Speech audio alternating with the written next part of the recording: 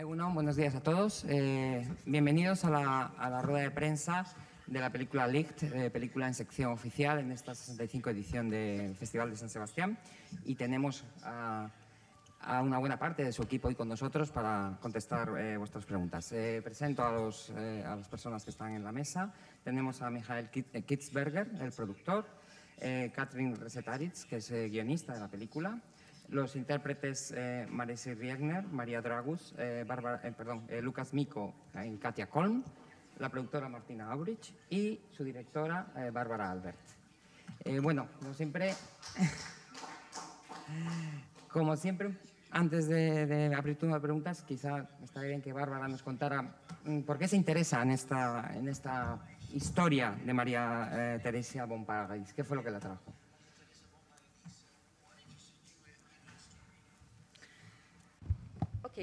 Vale, intentaré resumir, aunque el desarrollo del proyecto ha sido muy largo. Leí la novela escrita por Alisa Weiser llamado Mesmerized y me encantó el personaje de María Teresa Paradis y Franz Anton Mesmer. Esos dos personajes diferentes, pero a su vez los dos con un don y extraordinarios, personajes extraordinarios, con un verdadero don que me interesaron, pero más que Mesmer me interesó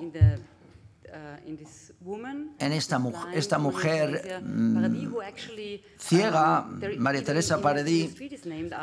Hay una calle que lleva su nombre en Viena, pero no sabemos su historia. En Austria ni siquiera conocemos su historia.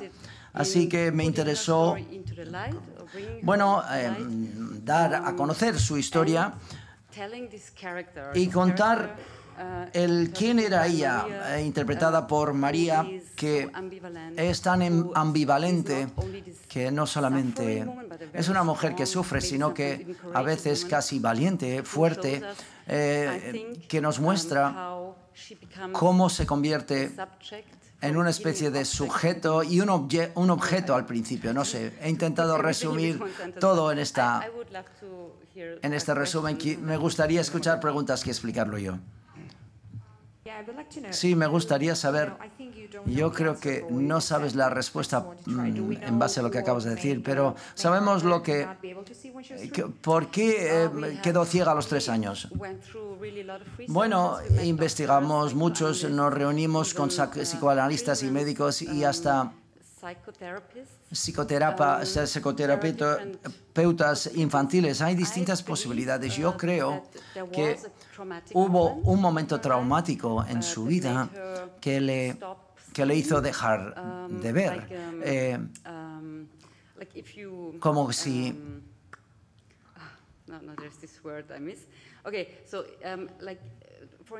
Por ejemplo, jóvenes anoréxicos, es lo mismo, es casi como si dividas tu personalidad. Es como dividir tu personalidad. En este caso, dice que no. Se reacciona diciendo que no, que yo ya no veo. Es decir, cierra sus ojos, digamos, o su vista, su visión. Digamos, un médico nos dijo que quizás fue una cuestión física, pero para mí era mucho más interesante buscar esta otra historia, que es una posibilidad. Y quiero decir con esto, por supuesto, puedes decir, bueno, ¿qué sucedió? ¿El padre le violaba o no? ¿Había abuso sexual o no? Esto hubiera sido demasiado evidente para mí y no quería especular sobre esto, porque no sabemos a ciencia cierta, pero el hecho de que esto sea posible realmente me interesó. Y puedes reaccionar de manera física, bueno, es decir, como un evento traumático en su vida. Sí. Yo quería saber que... Espera un momento. Espera. O analizó, investigó acerca del doctor Mesmer, que me ha parecido un personaje, la verdad es que fascinante. Y no sé si también, bueno, pues eso, ¿qué documentación buscó al respecto sobre este personaje tan fascinante?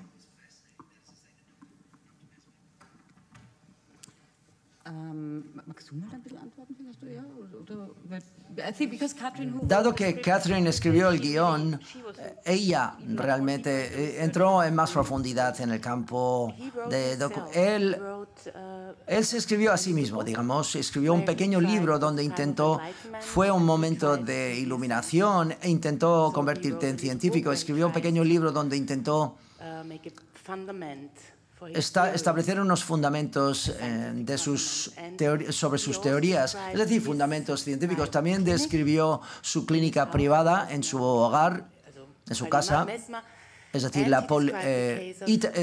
y el caso de María, describió el caso de María Teresa Paradís. Y esto es muy importante, creo yo. Esto fue, digamos, una de las fuentes más importantes o principales de información, porque fue su visión, su perspectiva sobre este caso. Y luego también hay algunas cartas y un artículo en la prensa de ese momento del padre de María Teresa Paradís, que también describe a Franz Anton Mesmer. Y en ese momento estaba encantado de que su hija también ganó dinero con recibió dinero de la emperatriz, es decir, una pensión, digamos, una pensión vitalicia. No muchas personas recibían una pensión. Y estaba encantado, en primer lugar, cuando se le prestó tanta atención a su hija durante este proceso. Luego, al final, no estaba tan contento y hablaba acerca de Mesmer de una manera más negativa. Y luego hay otras personas que han escrito sobre Mesmer también, pero esas fueron, digamos, las fuentes más importantes, esas dos fuentes de información. Sí, perdón, no, un añadido solo. Es que en la peli me ha llamado la atención que o sea, va sobre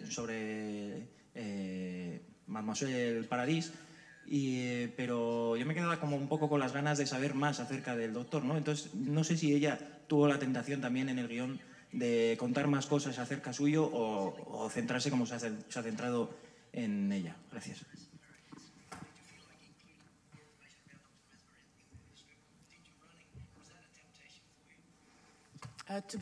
Para serte sincero, yo creo que cuando haces una adaptación tienes que encontrar un tema interno o un corazón interno nuevo, y este tema para mí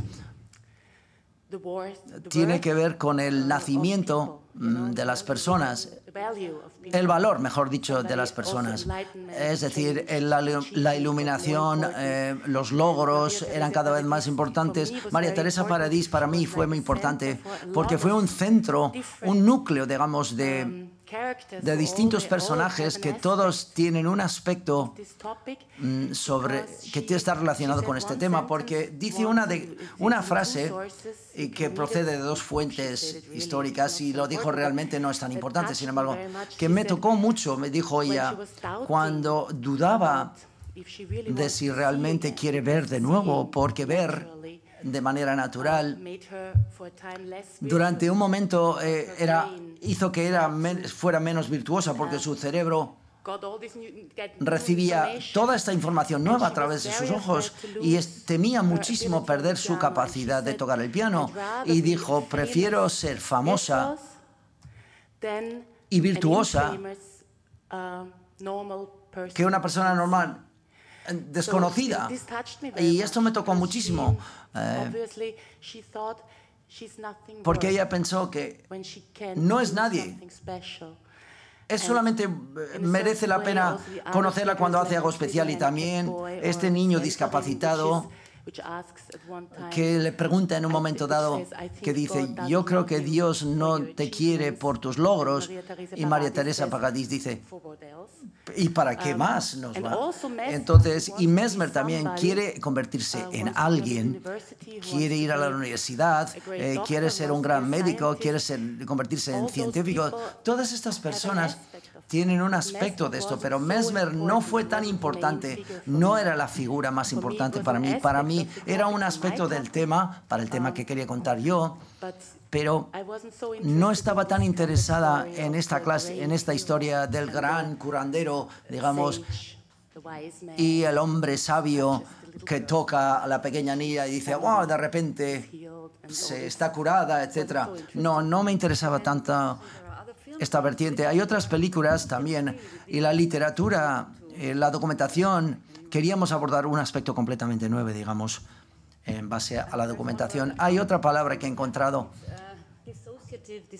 es decir, una disrupción disociativa. Esto es lo que quizás el psicoanalista dice, es esta división, digamos, de las dos personalidades debido a un momento traumático en tu vida. Yo de nuevo, sí, quisiera saber, ¿es fácil dirigir e interpretar una persona que está ciega y cambia de que ve y luego no ve? Parece muy creíble y yo creo que es muy difícil lograrlo. Sí, ¿tú quieres responder, quizás? Una pregunta para la directora y también para María.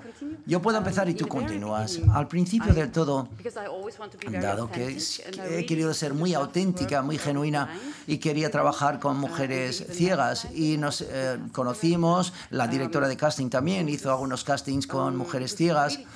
Fue excelente trabajar con ellas, pero teníamos que descubrir era, bueno, es casi una vergüenza es decir, una persona ciega puede actuar y interpretar el papel de una persona que puede ver. Y esta es una frontera que no puedes, o una barrera que no puedes superar. Así que tenemos que encontrar una excelentísima actriz y la encontramos. Estoy encantada de que estuviera en el proyecto. ¿Y puedes hablar acerca de cómo abordaste tú el personaje?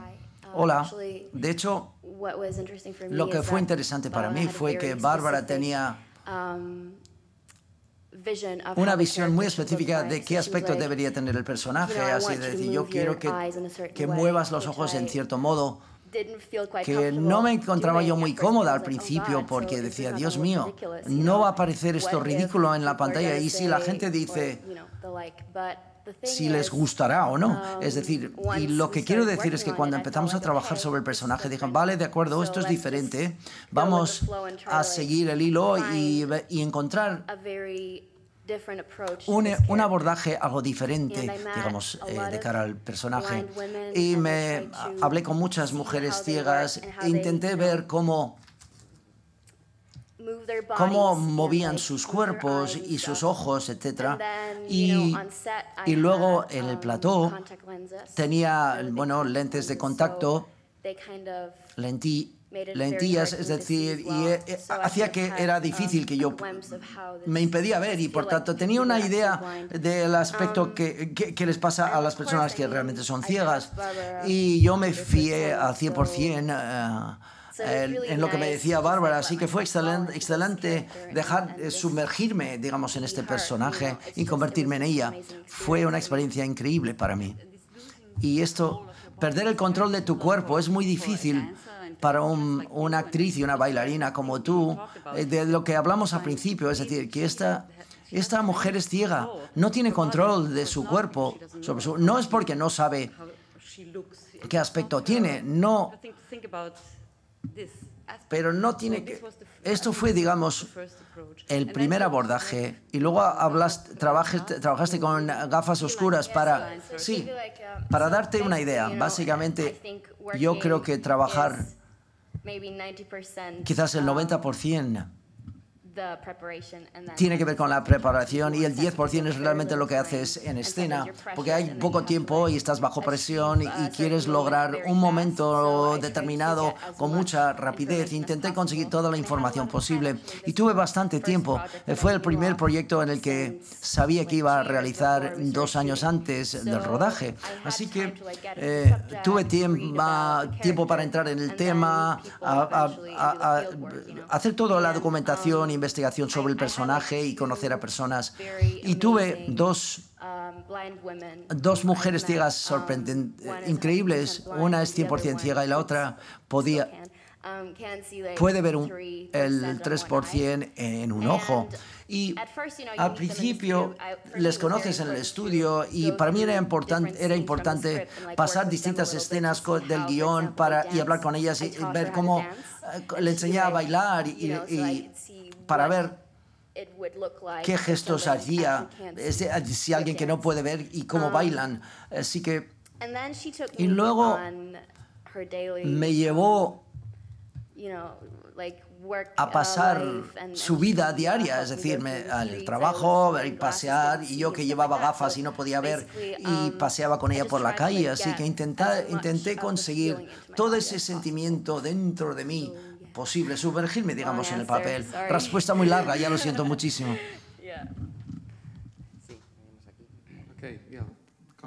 Bien, enhorabuena por esta película, con muchas capas y muchos distintos niveles.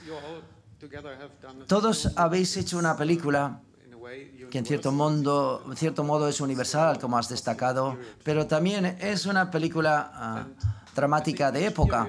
Pero yo creo que cada periodo tiene su propia manera a la hora de...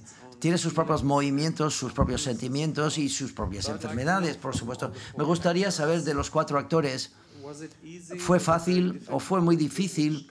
¿Y qué tipo de dificultades fueron necesarias para adaptaros a este tiempo? Hablar diferente teníais, pero el mover el cuerpo, porque es un idioma, digamos, un poco arcaico, más antiguo. ¿Cuál fue el gran desafío de vuestros personajes? Vale, hola.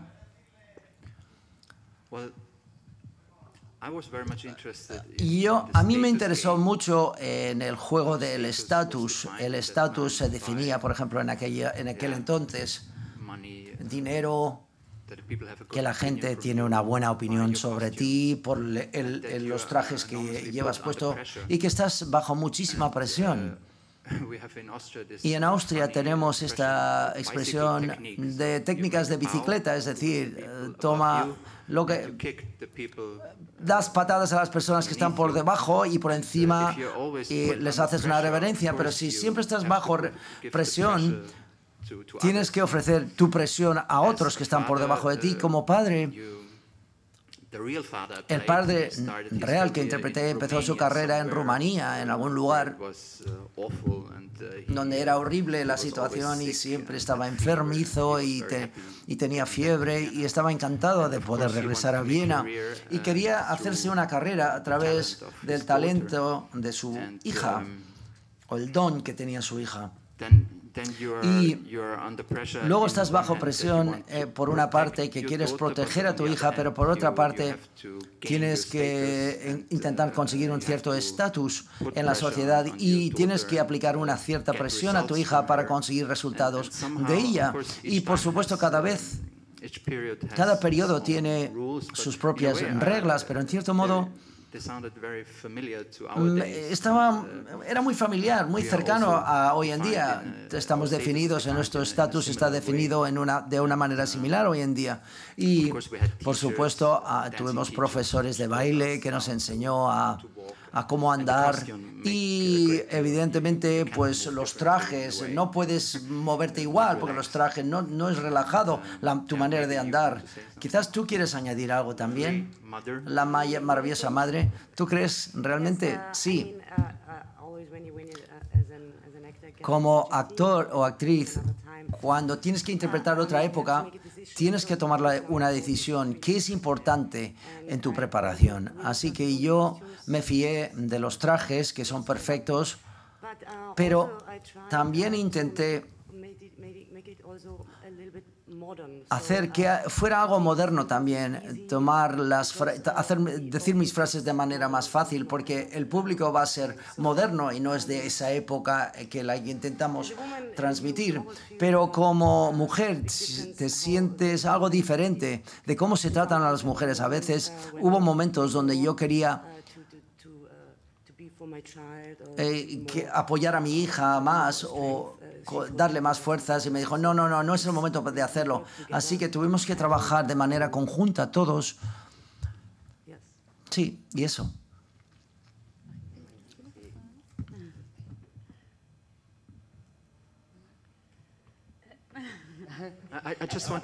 Quisiera decir gracias también a Caterina, porque hizo un excelente trabajo con los diálogos, y los diálogos realmente fueron muy divertidos y muy agudos a su vez, y sentías todo lo que he dicho antes, este juego sobre el estatus de las personas y cómo las personas luchan de una manera muy delicada.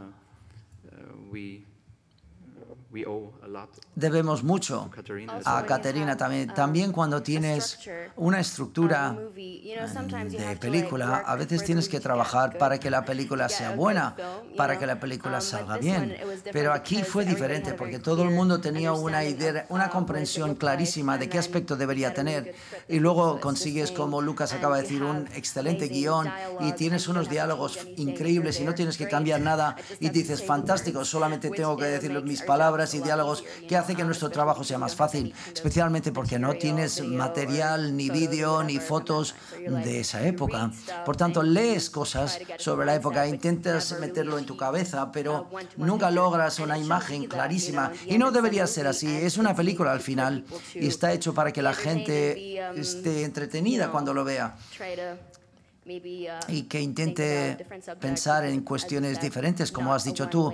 No es una película de una sola capa, sino que tiene muchísimas capas diferentes. Quisiera añadir, dado que quizás no sea buena a la hora de fiarme de todo el mundo, tengo que controlar todo, me encontré con un historiador y él conocía el siglo XVIII muy bien y había leído muchísimos escritos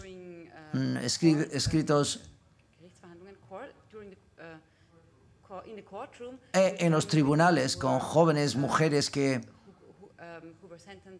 fueron sentenciadas a muerte debido a que habían asesinado a sus hijos porque no estaban casados y quedaron embarazadas. Entonces, estaba muy metido dentro de este periodo. Este historiador leyó el guión y dijo, tengo un sentimiento de que es un diálogo moderno, pero yo creo en los diálogos. Y es harto difícil y estuvo muy impresionado. En ese momento hablarías en frases muy largas porque con todo el mundo con el que hablas tienes que hablarle con todos los títulos por delante y luego hablan en latín y luego, ¿sabes? Y en francés y húngaro o lo que fuera, pero él realmente estaba impresionado con el guión y esto realmente ha sido lo más importante para nosotros. Y Katerina encontró este lenguaje en los diálogos y como ya he dicho, no tuvimos que cambiar nada porque fue realmente... Y también, digamos, todo lo que es el vestuario y también los artistas de maquillaje nos han ayudado muchísimo. Están aquí en esta sala. Construyeron a los personajes junto con los actores y con el elenco de actores. Esto fue muy importante, tiempo de preparación y un momento muy intensivo para trabajar sobre los personajes y los resultados fueron muy positivos. Quiero añadir una cosa. A mí me encantó el guión y estaba bajo la presión que había cierta mentalidad vienesa de hacer de menos a otras personas o esa lujuria de hacer de menos a los demás. Es algo muy familiar para nosotros. Hay una broma y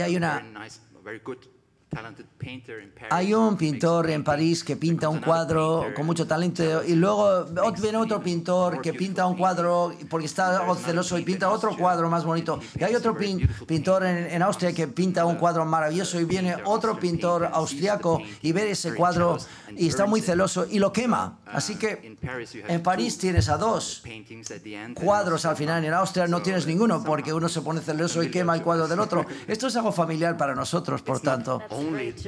No es solamente así en Viena, hay otra cosa. A mí me encanta Viena también, era una broma. Pero bueno, me ha encantado el chiste, lo voy a repetir en alguna ocasión. Sí, hola. Quería que comentaran algo, por favor, sobre la dirección artística. No sé si la recreación de la Casa del Doctor está basada meramente en la documentación o se ha buscado esos papeles pintados y los frescos que hay para que den ese fondo y esas imágenes tan bellas a la película.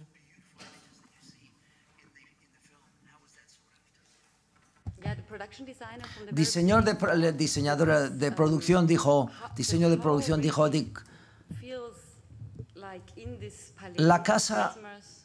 en la casa de Mesmer, en el palacio, debería tener un aspecto, debería haber una sala o un edificio parecido. Quería construir un laberinto, pero se dio cuenta que era tan difícil porque en aquel entonces las casas eran muy rectas, digamos, muy sencillas. Tenían el salón, una sala, una habitación tras otra, y realmente no existía la posibilidad de ocultarte y construir este laberinto. Y dijimos, bueno, vamos a hacer algo más, algo diferente. Y encontramos, creo que encontramos,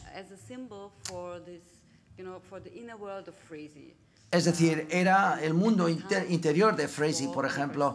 Estos papeles pintados existían en ese momento, pero tomamos algunas de estas paredes que siguen existiendo en Viena y alrededor de Viena y las reunimos y encontramos a un pintor que los pintó para nosotros.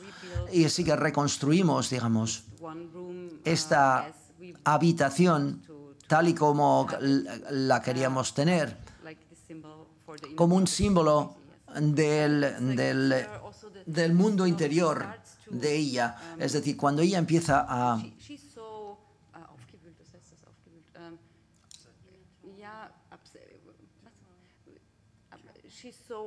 Está tan enfadada y preocupada, y la música, todo esto se reúne, digamos, cuando está en esta sala. Y es la sala que se convierte en esta alma salvaje, pero que no se le permite vivir lo que ella siente en su interior, y junto con la música y los sentimientos también. No le permite liberarlos. Sí, hola. Una pregunta para María y para Lucas, que ambos han trabajado con Haneke, y me gustaría saber si han compartido impresiones o si les ha ayudado de alguna forma para sus papeles o para sus carreras. Gracias. Básicamente si han compartido impresiones.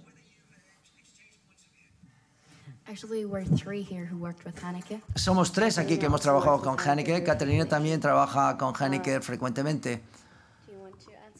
¿Quieres responder tú primero? ¡Qué pregunta más difícil! Sí, hemos compartido, por supuesto.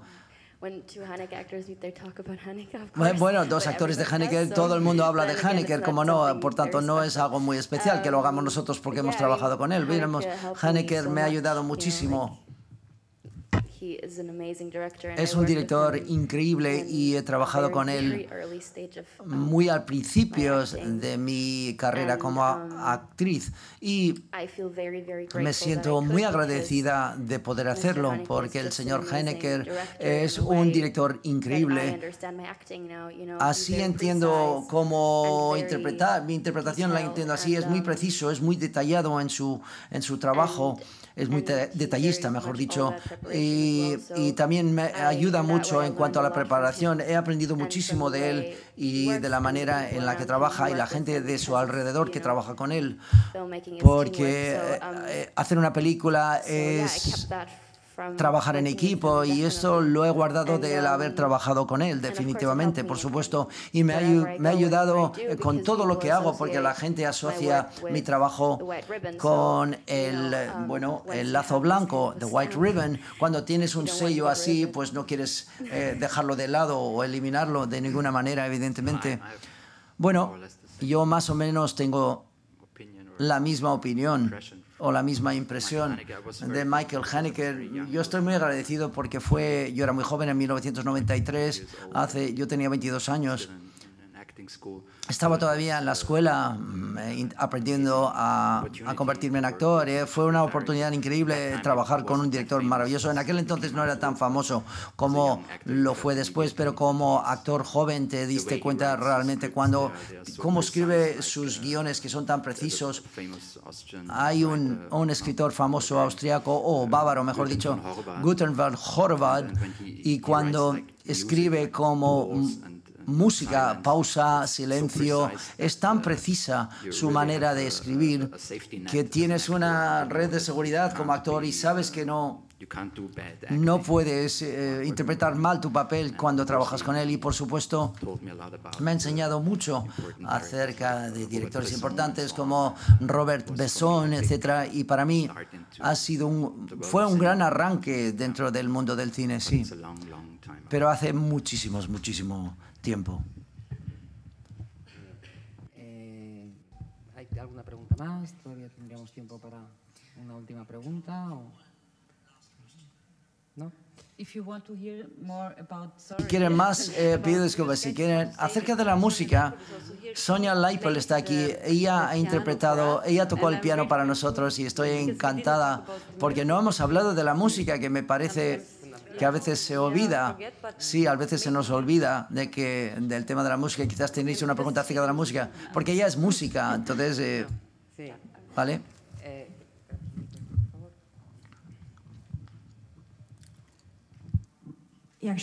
Sí, de hecho, quería preguntar, se me había olvidado con todas las demás preguntas, quería saber si ya sé que no eres tú que has tocado, me lo imaginaba porque sería muy difícil, pero ¿sabes algo acerca del piano? ¿Has tocado el piano o todo ha sido interpretación? ¿Qué es un piano? ¿Qué es un piano? Bien, vale, mi padre toca el cello y es profesional y he crecido con personas que tocan música. En mi casa siempre ha habido música, pero sí, sé cómo tocar un poquitín el piano. Sé hacerlo, engañarte a la hora de tocar el piano. Sí, ahí. A mí también se me ha olvidado una cosa. ¿Durante qué periodo pudo ver la María Teresa? ¿Fueron unos pocos meses, un año? Que eso no me ha quedado claro.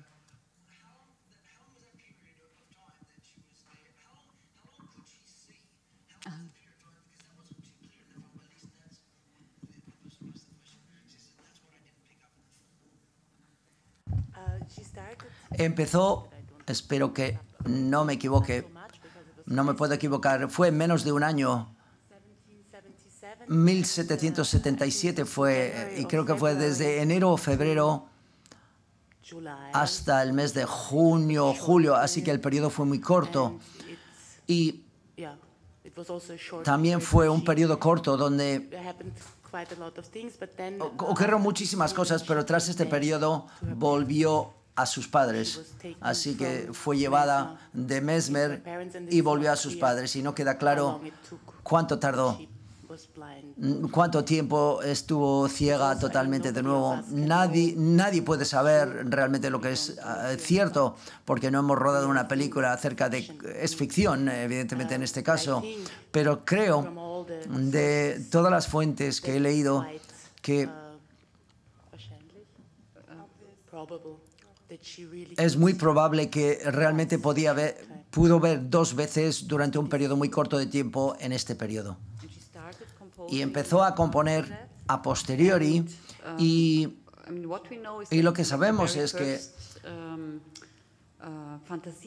la primera fantasía que escuchamos en la película es su propia música, pero lo escribió cuando era mayor,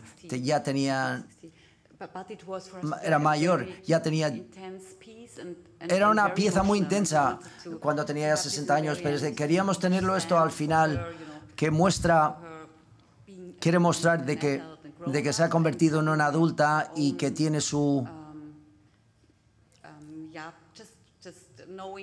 saber dónde se encuentra, y ella decidió tomar el camino de la música.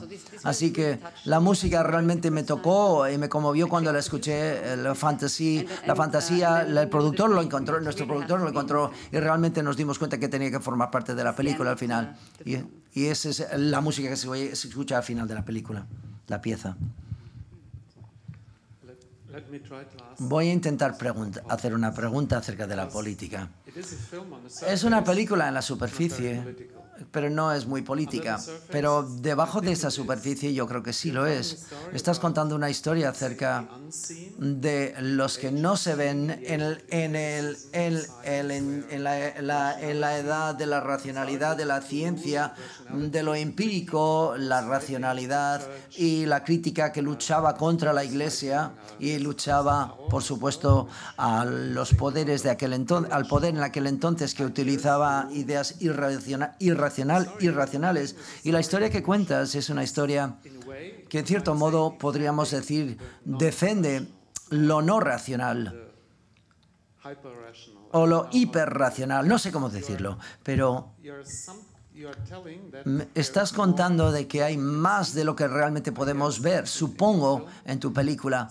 Así que me gustaría saber, todos vosotros, Catherine Basetaris también, es decir, vuestra y Basetaris, es decir, tu opinión acerca del papel de la iluminación, es decir, y el papel... La película se ha hecho hoy, es para hoy, estamos cuestionando lo que podemos ver hoy en día. Cuando estamos diciendo todo es interpretación, nada es seguro a ciencia cierta. Podríamos arguir, por tanto, que estás sirviendo esta idea con tu película. Podríamos decirlo, ¿no es así? Para mí, ese periodo de la iluminación...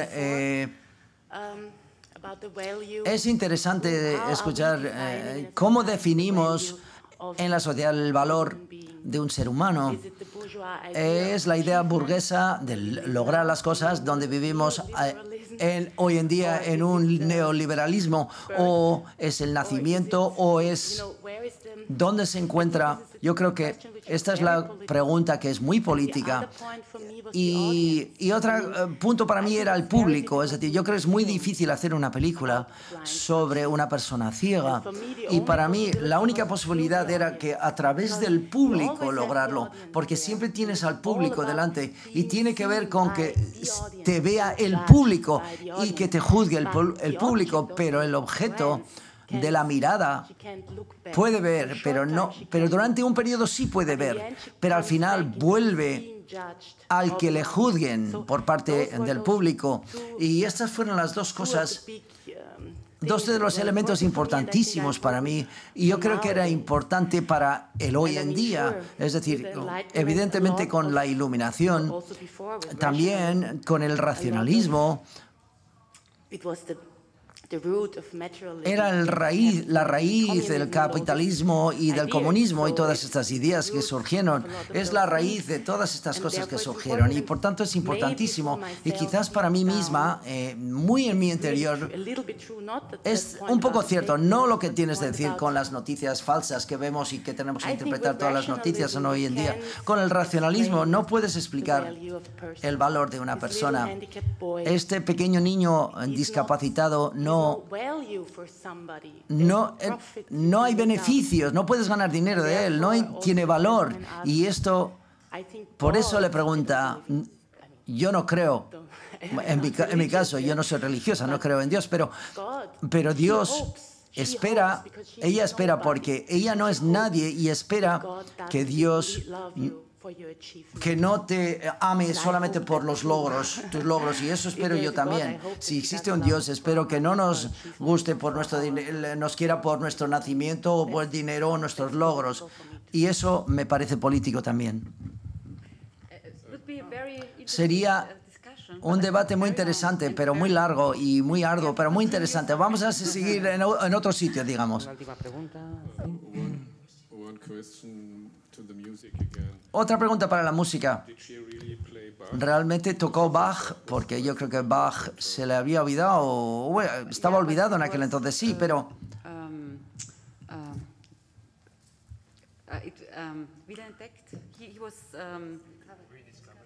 fue redescubierto de nuevo por Franz Witten en Viena, así que ella tocó... Era bastante moderno en aquel entonces, pero el antiguo Bach, yo creo que fue 3 o 4 años después del 1777. Fue en 1780, Franz Witten lo redescubrió en Viena, pero sí, digamos el comienzo de que Bach se convirtiera en un compositor famoso. Franz Witten no lo hubiera traído, si no lo hubiera traído a Viena, nadie hubiera escuchado la música del antiguo Bach. Ella lo escuchó también. Ella lo escuchó en la música de Franz Witten y también en Mozart. A Mozart le gustó. Es como hoy en día. Estaba de moda, pero los expertos reales sí les gustaba. Por lo menos eso es lo que leí yo. Pero yo no soy música. Y estoy encantada de que lo volvieran a descubrir a Bach. Muy bien. Tenemos que terminar porque tienen una agenda que cumplir. Solo darle las gracias a todos los presentes, por la enhorabuena también por la película y les deseamos mucha suerte en su estreno y en su recorrido. Muchas gracias. Thank you very much.